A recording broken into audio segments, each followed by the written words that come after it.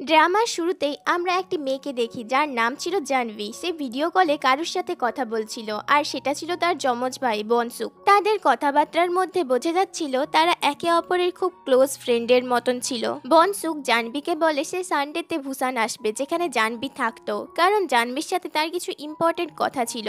কিন্তু তখনই সেখানে কেউ চলে আসে, তাই বনসুক তার ফোনটা পাশেই রেখে দেয়। আর এরপরেই আমরা বনসুককে জানালা থেকে পড়ে যেতে দেখি, আর সেখান থেকে পড়েই তার মৃত্যু ঘটে। কিন্তু জাহ্নবী এই সমস্ত কিছুই জানতো না। কেউ একজন বনসুকের ভিডিও কলটা কেটে দিয়েছিল, যার ছায়াটি কল কাটার আগেই জাহ্নবী দেখে ফেলেছিল। এরপর আমরা একটি শুটিং কম্পিটিশনের সিন দেখি, যেখানে জাহ্নবী পার্টিসিপেট করেছিল, কিন্তু সে কম্পিটিশনে কনসেন্ট্রেট করতে পারছিল না, কারণ তার মাথায় ওই ভিডিও কলের ব্যাপারটাই ঘোরাফেরা করছিল। আর ওই ঘটনার পর থেকে তার নিজের ভাইয়ের সাথেও আর কথা হয়নি। এরপর সিন শিফট হয়, আমরা একটি ছেলেকে দেখতে পাই যার নাম ছিল সোইউন। সে তার কাজ শেষ করে একটা হসপিটালে যায়, যেখানে তার মমের ট্রিটমেন্ট চলছিল। এখানে রিসেপশনে থাকা লোকটি তাকে বলে, ম্যানেজমেন্ট তোমার মমকে এখান থেকে বের করে দেওয়ার কথা বলছে, কারণ তুমি অনেক মাসের বিল এখনো পে করনি। এখানে সোইউন স্মাইল করে বলে, আমি সমস্ত টাকাই খুব তাড়াতাড়ি জোগাড় করে ফেলবো, আর খুব তাড়াতাড়ি আমি বিল পে করে দেব।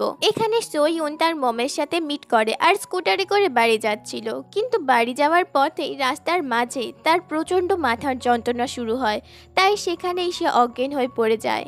এরপর আমরা জাহ্নবীকে দেখতে পাই, সে তার অরফিনেজে ফেরে। এখানেই সে বনসুকের সাথে থাকতো, কিন্তু তারা যখন 8 বছরের ছিল তখন বনসুককে এক কাপল অ্যাডপ্ট করে নিয়েছিল।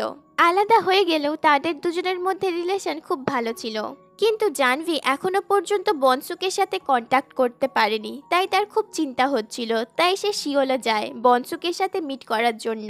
এখানে বনসুকের স্কুলের সামনেই কিছু স্টুডেন্টদের কাছ থেকে জাহ্নবী জানতে পারে যে বনসুক মারা গিয়েছে। এটা শোনার পর থেকে তার পায়ের তলার মাটি একদমই সরে যায়, সে পাগলের মতন কান্না করতে থাকে। এরপর সে বনসুকের প্যারেন্টসের কাছে যায়, যারা বনসুককে অ্যাডপ্ট করেছিল। তারা বলে বনসুক সুইসাইড করেছে, আর তাদের চোখ মুখ দেখে বোঝাই যাচ্ছিল তাদের এতে কিছু যায় আসে না। উল্টে বনসুকের মম তো বনসুকের ব্যাপারে আরো খারাপ খারাপ কথাই বলতে থাকে। তাদের মুখ থেকে এই সমস্ত কথাগুলো শুনে জাহ্নবীর প্রচন্ড রাগ হচ্ছিল। সে বলছিল কেউ একজন মৃত মানুষের নামে কি করে এত খারাপ খারাপ কথা বলতে পারে। এখানে বনসুকের প্যারেন্টস তাকে ইগনোর করে সেখান থেকে চলে যাচ্ছিল। জাহ্নবী তাদের কাছে রিকোয়েস্ট করতে থাকে যাতে করে তারা বনসুকের ফোনটা তাকে দিয়ে দেয়, কিন্তু তারা জানায় তাদের কাছে কোনো ফোন নেই, আর পুলিশও বনসুকের ফোন পায়নি। তাই তারা তাকে বনসুকের ফোন কি করে ফেরত দেবে, কিন্তু জাহ্নবী কিছুতেই মানতে চাইছিল না, তাই সে তাদের ওপর জোরাজোরি করতে থাকে। এখানে বনসুকের প্যারেন্টস তাকে বকাচকা করে সেখান থেকে সরিয়ে দেয়। পরের সিনেই পুলিশ স্টেশনে আমরা একজন ডিটেকটিভকে দেখতে পাই। তিনি বনসুকের সুইসাইড কেসটিকে নিয়ে নাড়াচাড়া করছিলেন, আর অপর ডিটেকটিভ তাকে বলে এটা তো সুইসাইড কেস ছিল, এটা তো কবে ক্লোজ হয়ে গিয়েছে, আপনি কেন এখনো এটা নিয়ে পড়ে আছেন। তখনই পুলিশ স্টেশনে জাহ্নবী আসে আর ওই ডিটেকটিভের সাথেই কথা বলে। সে বলে আমার ভাই কোনোদিনও সুইসাইড করতে পারে না, ও তো আমার সাথে মিট করার জন্য ভুসান আসবে বলছিল, ও কখনোই এটা করতে পারে না। সেখানে ডিটেকটিভ তাকে বোঝানোর চেষ্টা করে যে এই সমস্ত কেসগুলো সচরাচর হঠাৎ করেই হয়, কেউ প্ল্যান করে কোনো কিছু করে না। কিন্তু জাহ্নবী কোনো কিছু মানতে রাজি হচ্ছিল না। সে বলে ওই দিন ওখানে আরো একজন ছিল, আর সেই আমার ভাইয়ের ফোনটা কাট করেছিল। ডিটেকটিভ তাকে বলে ওটা তো একটা স্কুল, যে কোনো স্টুডেন্টই ফোনটা কাট করতে পারে। কিন্তু জাহ্নবী বলে তাহলে ওর ফোনটা এখনো পর্যন্ত পাওয়া যায়নি কেন। জাহ্নবী কান্না করতে করতে তাদের কাছে রিকোয়েস্ট করছিল এটা কোনো সিম্পল সুসাইডের কেস নয়, এখানে মার্ডার করা হয়েছে। সে তাদের কাছে রিকোয়েস্ট করে কেসটাকে ভালো করে রিসার্চ করার জন্য। পরের সিনেই আমরা সোইয়নকে দেখতে পাই। অজ্ঞান হয়ে যাওয়ার পর তাকে হসপিটালে আনা হয়েছিল, আর অনেকগুলো টেস্ট করা হয়েছিল। সে তার টেস্টের রিপোর্টগুলো নেওয়ার জন্য একজন নিউরোসার্জেন্টের কাছে যায়। ডক্টর তাকে বলে কোনো একজন গার্ডিয়ানকে নিয়ে আসার জন্য, কিন্তু সোইয়ন বলে আমার কেউ নেই, শুধুমাত্র মম রয়েছে, আর তিনিও এখন হসপিটালে অ্যাডমিট। ডক্টর তাকে বলে তুমি তো স্কুলে পড়ো, তাই স্কুলের কোনো একজন টিচারকে নিয়ে এসো। তাই সোয়ন সেখান থেকে চলে আসে আর হসপিটালে ফিরে যাওয়ার বদলে সে আবার নিজের কাজেই ব্যস্ত হয়ে পড়ে। অ্যাপয়েন্টমেন্ট মিস করার জন্য তার ফোনে এসএমএসও আসে, কিন্তু সে ভাবে আমি তো পুরোপুরি ফিট আছি, তাহলে হসপিটালে যেতে হবে কেন। পরের সিনেই আমরা জাহ্নবীকে তার একজন ফ্রেন্ডের সাথে কথা বলতে দেখি, আর এখান থেকেই আমরা জানতে পারি জাহ্নবী সিওলে শিফট হয়ে যাচ্ছে আর ওখানকার একটা স্কুলেই সে অ্যাডমিশন নেবে যেখান থেকে তার ভাই পড়াশুনো করত। সিওলে যাওয়ার সময় জাহ্নবী ট্রেনে বসে একটা কথাই ভাবছিল যে যা করে হোক তাকে তার ভাইয়ের কিলারকে খুঁজে বের করতেই হবে। এর পরের সিনে আমরা সোয়নকে একটা বক্সিং রিংয়ে দেখতে পাই।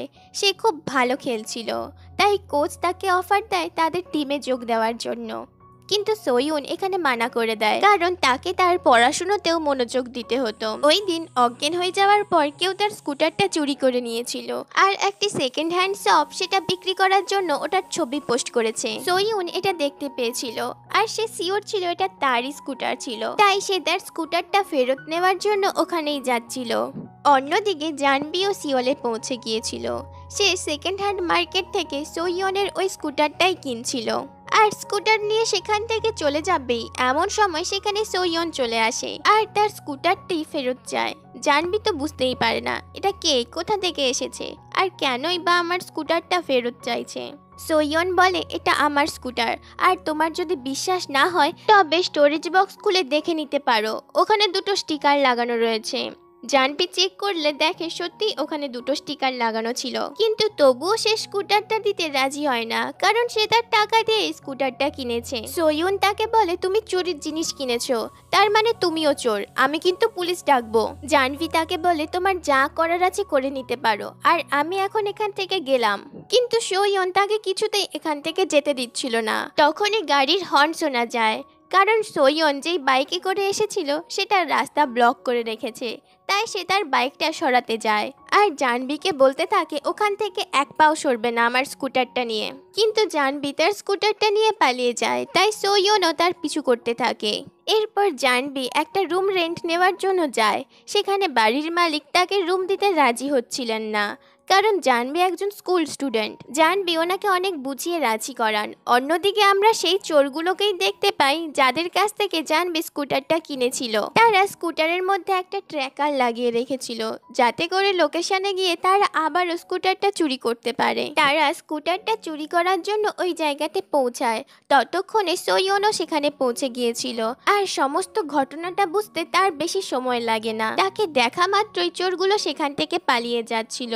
সোয়ন তাদের সাথে ফাইট করে, কিন্তু একজন চোর তার মাথায় একটা টপ দিয়ে আঘাত করে যাতে করে তার মাথায় প্রচন্ড জোরে যন্ত্রণা শুরু হয় আর তখনই চোরগুলো সেখান থেকে পালিয়ে যায়। সোয়ন তার মাথা ধরেই আসছিল, তার হোশ ছিল না যে তার পেছন থেকে একটা গাড়ি খুব জোরে গাড়িটা তাকে ধাক্কা মারতেই যাচ্ছিল, তখনই জাহ্নবী তাকে বাঁচিয়ে নেয়। আর এখানেই ড্রামার ফার্স্ট পার্টটি শেষ হয়। স্টোরি ভালো লেগে থাকলে অবশ্যই চ্যানেলটিকে সাবস্ক্রাইব করে দিন যাতে করে নেক্সট ভিডিওগুলি আপনার মিস না হয়, কারণ পুরো স্টোরিটাই অনেক ইন্টারেস্টিং।